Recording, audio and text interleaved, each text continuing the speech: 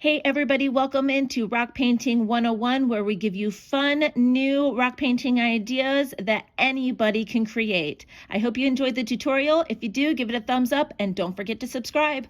Let's get painting. So today's tutorial is a little bit different. I have done a step-by-step talking over tutorial of this style of flower before.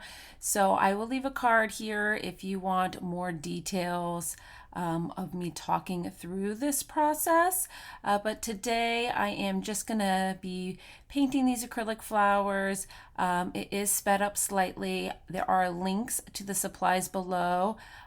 This brush that I'm using is actually a disposable eyeliner brush. However, you can use it more than one time since it's not being used on eyes.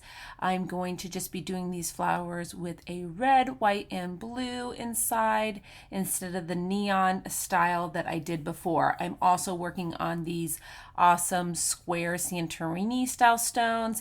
In the other tutorial, I had some more natural shaped stones, so it's really up to you on preference as far as what kind of rocks you want to create these designs on. So from here on out, I'm just going to play a little bit of music for you to just watch these flowers develop. This is a really beginner friendly tutorial because it's a very sketch style design.